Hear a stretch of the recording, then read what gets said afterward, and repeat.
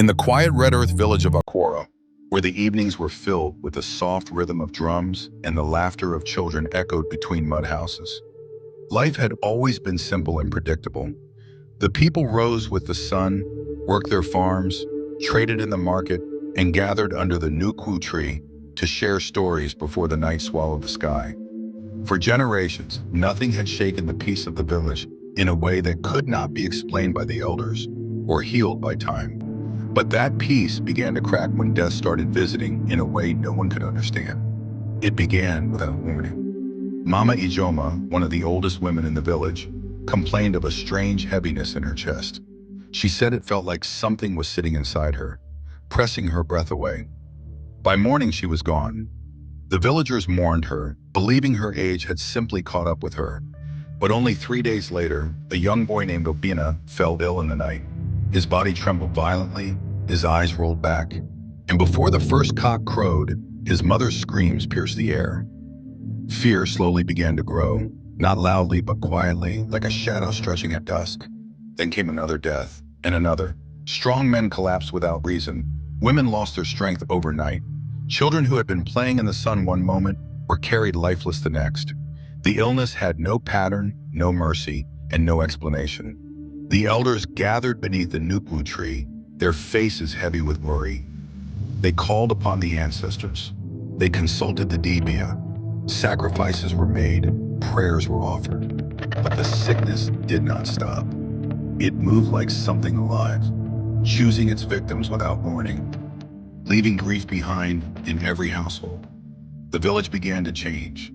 Laughter disappeared. Doors were shut early. People avoided one another, afraid that even a greeting might carry death.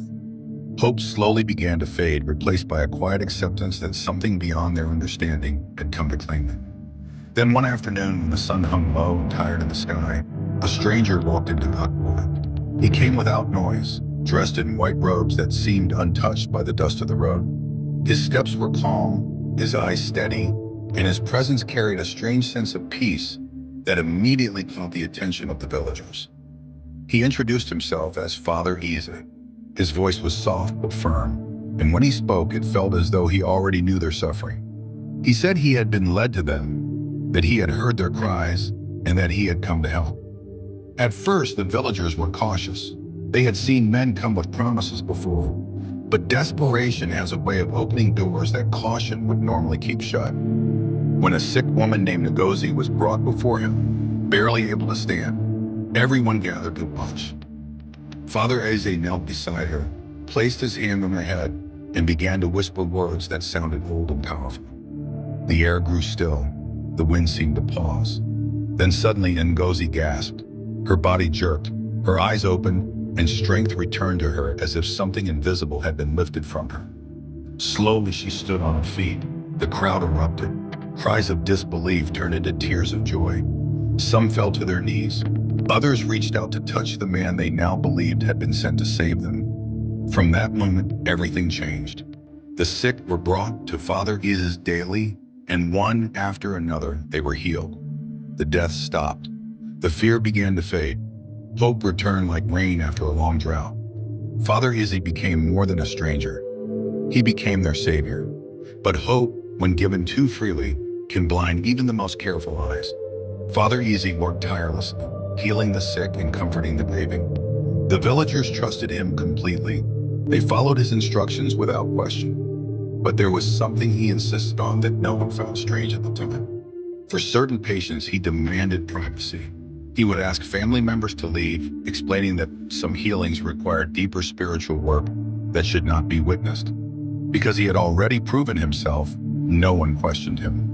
No one except Adayeze. Adayeze, the daughter of the village chief, had always been observant. She noticed things others ignored. She saw patterns where others saw coincidence. At first, she was grateful like everyone else. But slowly, something began to trouble her. She noticed that while many people were healed, a few never returned after being treated privately by Father Eze. Their deaths were always explained quickly and quietly. Life moved on as though nothing unusual had happened. But Adayeze could not ignore the unease growing inside her. When her cousin fell ill, she paid close attention. He was taken to Father Eze, who insisted on treating him alone. Adayeze waited outside, her heart heavy with a feeling she could not explain. By morning, her cousin was dead. The explanation was simple. The illness had been too strong. Not every life could be saved. The villagers accepted this. Adayeze didn't. There was something about her cousin's body that disturbed her deeply. It was not just death she saw, it was emptiness, as though something had been taken from him. That was the moment her suspicion turned into determination. One night, she followed Father Ize as he quietly left the village. He walked toward the old shrine at the edge of the forest, a place abandoned long ago and feared by everyone. The Daeze hesitated, but her need for the truth pushed her forward. She hid in the shadows and watched him enter. Gathering her courage, she followed him inside. What she saw made her blood run cold. The shrine was filled with candles and strange markings carved into the ground. In the center lay a lifeless body. Father Azzy stood over it, chanting in a voice that no longer sounded gentle or human. As Adaeze watched, a faint glowing mist began to rise from the body. It moved as if it were alive, struggling, resisting, but slowly being moved toward him. Then before our eyes it entered his body. He staggered for a moment, then stood upright, stronger than before. Adayeze's heart pounded. This was not he. This was something dark, something unforgivable. She turned to leave, but the sound of her foot breaking a dry twig echoed through the shrine. Father Ezzy stopped and turned slowly. Their eyes met, and in that moment, everything changed. There was no kindness in his gaze, only something cold within him.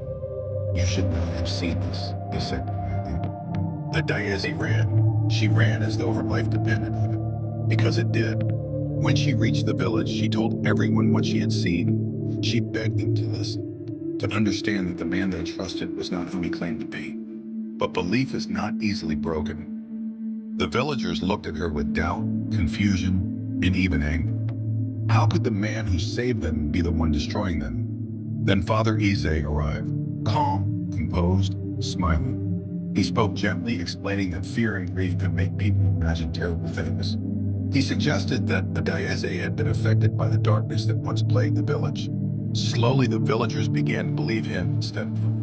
Her words were dismissed, her warnings ignored. She was seen not as someone speaking the truth, but as someone consumed by fear. That night, she was locked away. Days passed. Father Easy continued his work. More people were healed, a few disappeared. The pattern remained hidden beneath the comfort he provided. Adayeza, trapped and helpless, could only wait. Then the chief fell ill. Her father's condition worsened quickly, and Father Ease insisted on treating him. The villagers agreed without hesitation. Adayez knew what would happen if no one stopped him. Driven by desperation, she escaped and ran toward the shrine. She arrived just as Father Ize began his ritual. Without hesitation, she grabbed a burning torch and threw it into the circle. The flames disrupted everything. The markings broke. The balance shattered. The glowing mist, caught in the middle of being taken, burst violently into the air. A terrible scream escaped from Father Ize as control slipped from him. The villagers, drawn by the noise, arrived and saw the truth with their own eyes. The stolen souls swirled around the shrine, no longer bound, no longer silent. Father Easy tried to regain control. He shouted that he only wanted to live, that he only wanted power, that he refused to die like ordinary men. But his words meant nothing now. The very souls he had taken turned against him. One by one, then all at once, they rushed toward him. His body shook violently. Cracks appeared across his skin. His screams filled the forest as the weight of his greed consumed it. Then it was over. Silence fell. The man they had called their savior was gone. The villagers stood in shock, their trust shattered, their hearts heavy with regret. They had believed him. They had defended him. They had turned against one of their own who tried to save them. Adeyeze stood quietly among them, tears in her eyes. Not because she had won, but because she had been right. And sometimes being right comes with a pain that never truly leaves. Because the greatest tragedy was not the darkness that came, it was the blindness that allowed it to stay.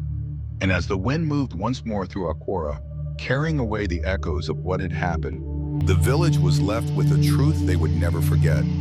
Sometimes the most dangerous evil does not come as a monster, Sometimes it comes as a savior, and by the time its true face is revealed, it is already too late.